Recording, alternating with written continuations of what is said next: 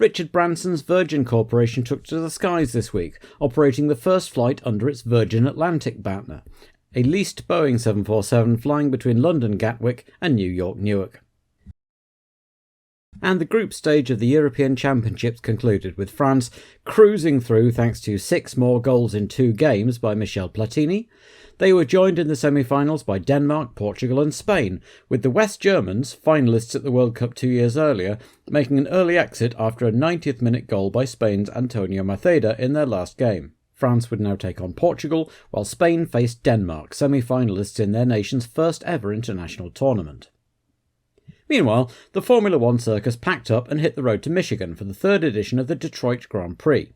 Patrick Tambay had recovered enough to race, Jonathan Palmer was back in the Ram, having retired his Porsche at Le Mans, but Mauro Baldi, who had also failed to finish at Le Mans, was having trouble raising sponsorship, and Rothengatter kept the Spirit seat for the time being. Teo Fabi was back in the Brabham, and admitting that he was finding it difficult switching between F1 and kart, spending too much time reacquainting himself with the car. After this race, he'd be back to Dick Forsyth's team in Cleveland, while his brother Corrado headed south with the Brabham boys. In the other Brabham, Nelson Piquet was still suffering from the burns he received at Montreal, and the team were loading the footwell of his car with dry ice to help some of the pain, but he seemed chipper enough and said he was ready to race, though many pundits predicted that he'd do a few laps to salvage his honour and then retire with some, quote, mechanical, unquote, failure. He certainly didn't seem to have a problem in qualifying, though, where he took the spare car set up as a qualifying sprint car to pole position over 4 seconds faster than the best time on Friday, and he did it after one of his 4 engine cylinders stopped firing a couple of corners before the end of his flying lap. Alongside Piquet sat Prost, his precise driving style suiting the circuit very well. Third was Mansell, who'd been quickest on Friday, and then Alboreto in Ferrari, which had a new electronic fuel injection system. De Angelis and Warwick sat on row 3, the Englishman with new bruises on his legs after yet another incident on Friday where a seemingly minor crash put a suspension rod through his footwell. Senna was an excellent 7th, with new electronically injected Hart engine, alongside Cheever, Tambay a tentative 9th, Lauda 10th after his best time had been scrubbed for a rear wing 3mm too wide, the team said it had expanded in the heat, and returnees Fabi and Palmer 23rd and 24th respectively. With the field back up to 27, there was one non-qualifier, and it was Hub Rothengatter in the Spirit, nearly 9 seconds adrift of pole. De Angelis' Lotus developed an engine fault on Sunday morning's warm-up, and he took the spare, but otherwise all looked good as the cars lined up for the parade lap under scorching skies. The lights went green, and Mansell got a flyer, but tried to squeeze through a gap that turned out to be slightly smaller than his Lotus and sent both Piquet and Alboreto spinning into the walls, smashing Senna's suspension with a flying wheel and collecting Marc Sura's arrows, jarring Nelson's neck in addition to his foot woes, while Alio spun off avoiding the whole thing. Alboreto managed to keep moving, but had broken his radiator and dropped out partway around the lap. But with debris everywhere, the race was red flagged and a new start would take place, the 3rd Detroit Grand Prix out of 3, where the first start had been red flagged.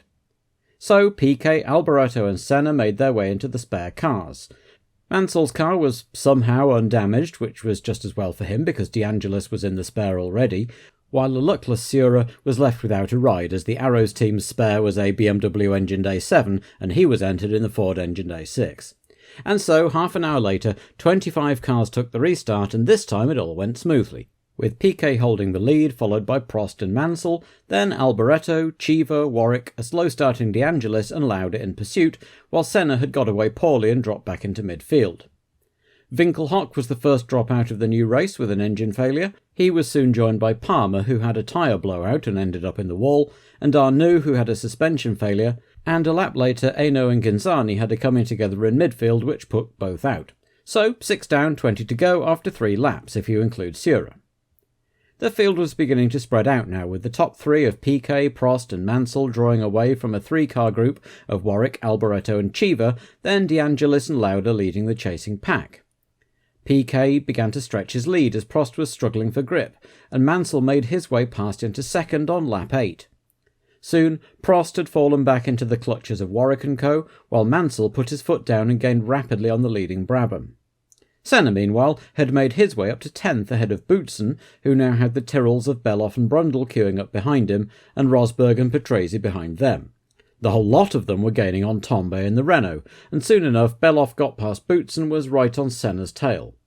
The pair had both wowed on the streets of Monaco and were once again looking good on the streets of Detroit.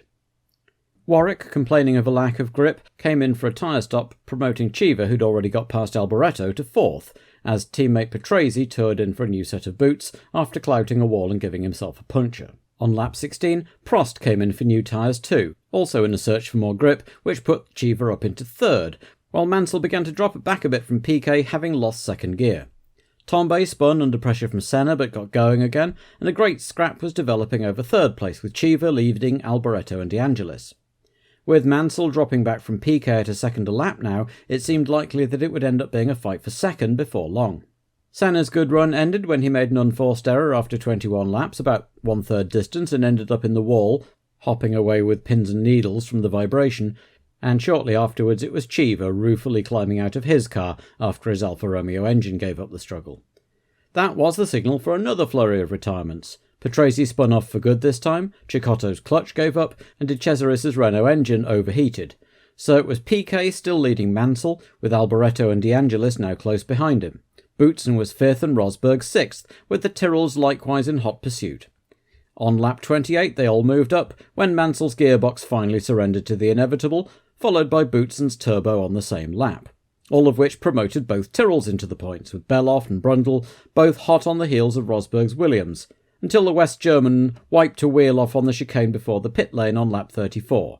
The same lap as Lauda trickled in with electrical problems, and Alliot and Tambay both went out with technical gremlins. That left just 9 cars running, all on the lead lap, with 30 laps to go, and observers started wondering if anyone would finish. None of this appeared to be bothering Piquet, who continued lapping away in the lead by some 21 seconds over Alboreto, as Warwick now fell by the wayside with another gearbox problem, and Prost continued struggling, now with a flat tyre necessitating another pit stop, having just made his way back up into the points. Now Piquet was shown a pit board asking him to come in, having sucked a piece of paper into his air intake, which was overheating the intercooler. Could a chasing Alboreto end up winning in Detroit for the 2nd year running? No, because on lap 50 of 63, Alboreto's engine went fut and he was out, and Piquet had a moment slithering through a corner and nearly hitting Alliot's abandoned ram, left there because there wasn't a crane anywhere nearby. But he collected himself and continued leading, with a big gap of now some 26 seconds over De Angelis, with Brundle 3rd, Fabi 4th, Prost 5th and Lafitte 6th, and last because there were now just 6 cars running. Piquet showed no sign of coming in to have his intake cleared, instead simply turning down the boost to keep the temperature under control. In the closing laps, De Angelis started to suffer from gearbox issues of his own and was reeled in by Martin Brundle, the Tyrrell team hoping for another famous result at the circuit where Alboreto had picked up an unlikely win last year. The stands were emptying rapidly as the crowds voted with their feet over what they presumably saw as a boring battle of attrition, and they missed a great drive by the British rookie as he came back from having to stop to take on water ballast to take second and then bore down on Piquet, eventually finishing second by just 0.8 seconds.